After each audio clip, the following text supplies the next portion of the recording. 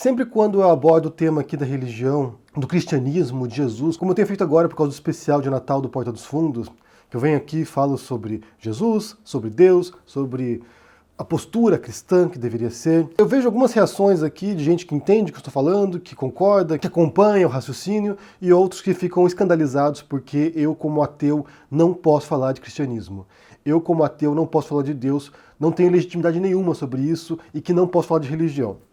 Bem, o que eu quero fazer hoje com vocês, então, é analisar o meu processo rumo ao ateísmo, que se deu ali quando eu tinha 14 anos até entre 18 e 19 anos. Foram alguns anos, porque não foi algo instantâneo. Não foi algo assim, de um dia para o outro acordei e agora eu sou ateu. Não, foi um processo. E eu quero explicar para vocês isso, porque vocês vão entender a minha trajetória e o vínculo que isso tem com a minha aproximação à filosofia. Porque justamente eu escolhi fazer filosofia por causa de questões a princípio religiosas. Então vamos entender aqui o que se deu. Eu nasci no lar católico, minha família é católica, minha mãe, minha família, minha avó, ou seja, eles vão todos os domingos à missa. Vão nas festividades católicas, Páscoa, Domingo de Ramos, Natal, ou seja, é uma família devota. Não são radicais, não são fundamentalistas, não são extremistas, mas são católicos praticantes. Então foi o lar que eu cresci. Eu cresci numa família católica. E para mim, certos aspectos da religião, como eram tão naturais, como eram coisas da minha criação, que desde pequenininho eu ouvia, eu não questionava muito. Eu só passei a me indagar sobre certos aspectos do catolicismo e da religião cristã quando eu entrei ali nos 14 anos, mais ou menos, 14, 15 anos. Os 14 anos mesmo foi quando eu comecei a levantar questões e que ninguém sabia responder. Questões, por exemplo, como a que eu propus ontem aqui, sobre livre-arbítrio versus destino, versus um Deus onisciente que sabe tudo, eram questões que eu me fazia quando eu tinha 14 anos. E é uma contradição tão grande que as pessoas não sabem responder. Outra questão, por exemplo, de interpretação bíblica, literal da Bíblia, né? Por exemplo, você tem lá Adão e Eva, que tem 2 filhos, Caim e Abel. Caim mata Abel e depois ele foge e encontra outro grupo de pessoas. Se Deus havia criado apenas Adão e Eva só tinha tido 2 filhos, quem são essas pessoas que Caim encontrou depois? De onde surgiram essas pessoas? Então isso contradizia a própria narrativa bíblica de que os 2 seres originais da existência humana são Adão e Eva. Eram perguntas triviais, perguntas bobas, mas que iam surgindo aos poucos e que gradualmente me levavam a questionar certas práticas do cristianismo. Até que eu li um livro, que é bem ruim na verdade, que se chama O Santo Graal e a Linhagem Sagrada. Esse é um livro que inspirou posteriormente o Dan Brown a escrever o livro Código da Vinci.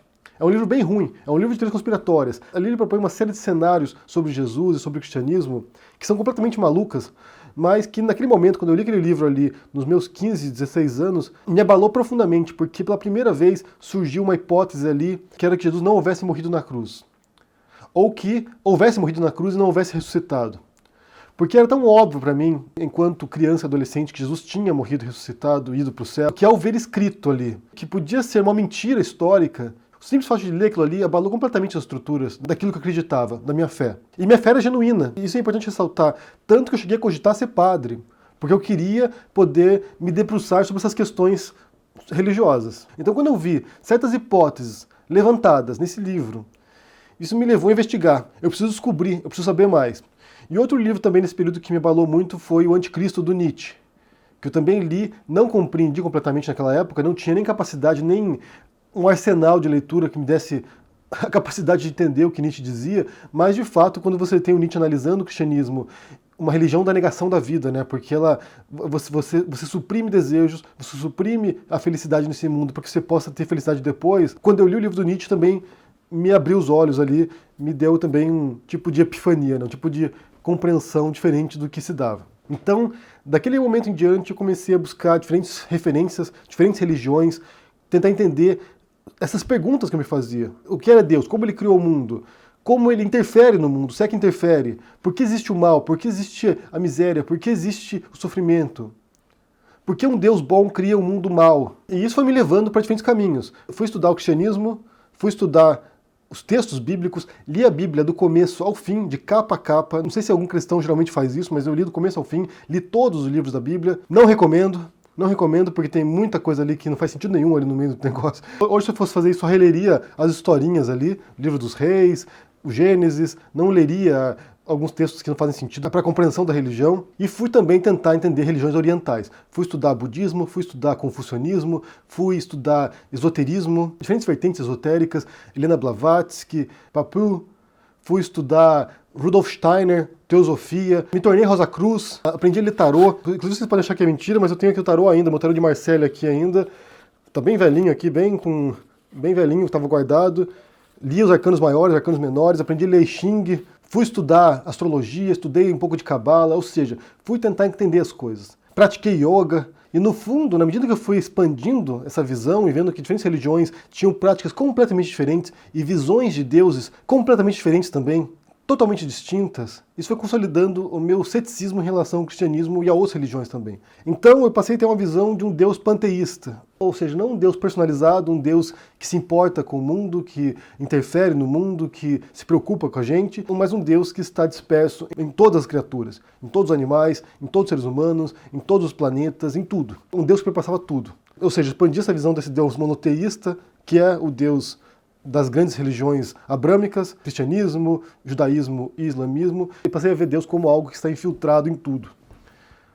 E depois avançou para uma outra visão, que é um Deus que não se importa com a gente, que criou o universo, criou tudo que a gente conhece, criou as leis da física e depois descansou, né? O primeiro motor aristotélico criou tudo e é isso que tem. E ele não interfere, só observa, não interfere. Ou seja, foi uma gradação, foi a gradação de um Deus personalista, cristão, que se importa com a gente, que cuida da gente, que faz milagres, para um Deus que simplesmente criou o universo e depois não faz mais nada. Só que como consequência disso, eu também me questionei, mas por que acreditar num Deus? Se ele não interfere em nada, se ele só criou tudo, por que chamar essa energia inicial, essa força inicial, esse primeiro motor de Deus? Por que não chamar simplesmente de Big Bang ou de energia?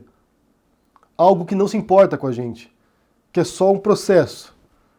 Por que chamar isso de Deus? Porque a palavra Deus tem uma carga de sentido. Quando a gente fala Deus, a gente pensa em algo que realmente move, né? Como move os títeres, move as marionetes. Então não era a ideia que eu tinha. Então simplesmente era uma energia que criou o universo, uma energia que não é consciente, que não é um design inteligente, mas simplesmente algo que se deu, simplesmente um processo. Que talvez seja mais perto do que a ciência e a física pense de um primeiro motor, de fato. Alguma coisa que criou tudo e que a gente não sabe o que é e que não é consciente, que não é volitivo, né, que não tem vontade, que não fez isso intencionalmente. Simplesmente se deu. E como eu disse, isso foi um processo que se deu ao longo de anos. Comecei aos 14 anos e fui até os 20 anos, 21 anos, e ainda frequentava a missa, gente. Não acreditava em mais nada que eu via lá. Eu ia lá para ficar ouvindo as besteiras e tentando entender o que eles diziam, questionando tudo que eles diziam, mas ainda frequentava a missa. E ainda hoje, quando eu vou viajar, vou às igrejas, visito igrejas. Quando eu escrevi o Guia de Viagem de Roma, a gente foi lá numas 300 igrejas, tem mais de 1000 igrejas em Roma, a gente foi numas 300 igrejas, porque eu gosto da iconografia cristã, eu gosto do simbolismo, aprecio o ritual católico, mas não acredito. Acho bonito, entendo a história, entendo a importância histórica, mas não acredito. Eu só fui me identificar como ateu muito posteriormente, talvez eu já tivesse mais uns 25 anos para mais, quando eu realmente comecei a chegar e dizer publicamente que eu não acreditava em nada, que eu não acredito em Deus, que eu não acredito em nada. Mas esse é um tema que me interessa muito, e como eu disse, foi o tema que me levou para a filosofia, porque na medida que eu fui procurando em outras religiões a resposta, eu não encontrava, porque as respostas são dogmáticas, as respostas não são críticas, muitas vezes. Há algumas religiões que são mais críticas do que outras, mas geralmente as respostas não são críticas. Tenha fé porque essa é a resposta. Então eu comecei a me voltar para a filosofia. Se as religiões não me dão respostas para essas questões existenciais, por que estamos aqui, qual o sentido da vida, por que nós sofremos, se as religiões não respondem isso, talvez a filosofia responda. E foi quando eu entrei no curso de filosofia, isso aos 17 anos. E lá na filosofia havia diferentes grupos lá, né? Você tinha o grupo dos marxistas, você tinha o grupo dos estruturalistas, você tinha o grupo da ciência, da filosofia da ciência, você tinha diferentes grupos lá e tinha um pequeno grupo de esotéricos do qual eu fazia parte, que acreditava em tarô, por exemplo. Eu fui estudar o psicólogo analítico Jung, que foi o que me levou depois, posteriormente, para tentar entender psicologia também, que para mim é essencial. A compreensão da sociedade, do mundo, parte da compreensão de nós enquanto indivíduos. E aos poucos, dentro da filosofia, fui me afastando dessa visão transcendental do mundo, essa visão esotérica, e entrando numa visão mais nihilista da realidade. Então é o percurso, não foi do dia para a noite, foram anos de gradual afastamento de certas questões que me afligiam muito. Tanto que o livro que eu escrevi, O Rei dos Judeus, foi consequência dessas questões que foram surgindo. Aos 14 anos eu pensei, eu vou escrever um livro sobre isso. E quando eu terminei esse livro aos 23 anos, era um livro totalmente diferente do que eu imaginava, porque ele foi resultado de pesquisas históricas sobre Jesus. Não sobre pesquisas dogmáticas, não sobre pesquisas teológicas, mas sobre pesquisas históricas. O que a gente sabe de fato sobre Jesus. É claro que deve haver pessoas que de um dia para outro acordam e põem em dúvida tudo, mas para mim foi bem gradual, na verdade, foi bem lento o processo. Eu fui tentando remendar as minhas crenças, fui tentando manter um certo acesso ao sagrado, ao transcendental, fui tentando fazer isso. E é uma coisa curiosa, porque quando eu era adolescente, eu senti que eu era observado o tempo todo. Eu achava que tinha alguém me observando. Tudo que eu fazia, alguém cuidava de mim. E eu tinha um medo tremendo do diabo também. Do pecado, de cometer coisas erradas, de alguém me observar e me julgar depois. E isso sumiu completamente. A gente não é observado. Não tem nada nos observando. E algumas pessoas dizem que, como eu ponho ainda em dúvida, né, porque pode haver de fato um Deus, pode haver. Como eu ponho em dúvida isso, como isso está aberto a questionamento, porque a gente não tem como provar a não existência de Deus, alguns dizem que eu sou agnóstico, e não é verdade. Porque nenhum ateu pode provar a não existência de Deus. Para mim, tem 99,9% de chance de não haver um Deus. Pelo menos não um Deus dos moldes tradicionais, imaginados, concebidos como um Deus personalista que cuida da gente, que se importa com a gente. É quase certeza que não é assim. Se houver algum tipo de coisa, seria aquela energia inicial que criou o universo e as leis. Se houver. E como eu disse, mesmo havendo isso, não faz sentido nenhum chamar de Deus, porque não é aquilo que se imagina quando diz Deus. Então, duas constatações. Que o processo para mim não foi rápido, foi lento, foi gradual, e nesse período pesquisei muito sobre diferentes religiões, sobre o cristianismo e sobre outras vertentes também. Eu mencionei aqui recentemente um livro que eu recomendo que vocês procurem, que é esse aqui, do Paul Johnson, que é a História do Cristianismo. Leiam pelo menos a primeira parte do livro, porque você vai ver o processo de formação do cristianismo, como se deu, e é bastante esclarecedor. Era um assunto que me interessava muito, que ainda me interessa. Só para você ter uma ideia, ontem terminei de ler aqui um dos textos mais importantes do Freud, que é O Futuro de uma Ilusão, no qual ele fala sobre religião e o que ele espera, o que ele imagina que se daria com o fim das religiões no planeta, né? Com a gradual passagem do pensamento místico, que ele chama de ilusão, para um pensamento racional, um pensamento científico. Era um assunto que me interessava e é um assunto que me interessa ainda. Portanto, eu me sinto bastante confortável em falar sobre esses assuntos aqui com vocês, porque são questões que me motivam, me motivaram e sobre as quais ainda me debruço. Não sou tão otimista quanto Freud, não acho que haverá uma passagem do pensamento místico, religioso, para um pensamento racional. Não acho que o ser humano coletivamente tem essa capacidade, não. O que eu quero saber de vocês hoje é qual é a sua relação com a religião, com as religiões, em qual religião você cresceu, como é esse processo para você. Se você tem dúvidas, se você põe em dúvida a sua fé, aquilo que você questiona, se você é ateu também, como foi a sua passagem para o ateísmo, o que se deu, me conta aí também, porque é importante saber com vocês também como é que se dá isso, né? Porque eu sei que tem pessoas que têm uma fé inabalável e que não estão dispostas a questionar isso, enquanto tem pessoas que realmente, diariamente, se fazem as mesmas questões como eu fazia quando eu era adolescente. Então deixa no comentário aqui embaixo o que você pensa sobre isso, deixa o joinha, assina o canal, ajude no apoia, a gente se vê por aí. Abraço e até mais. Tchau!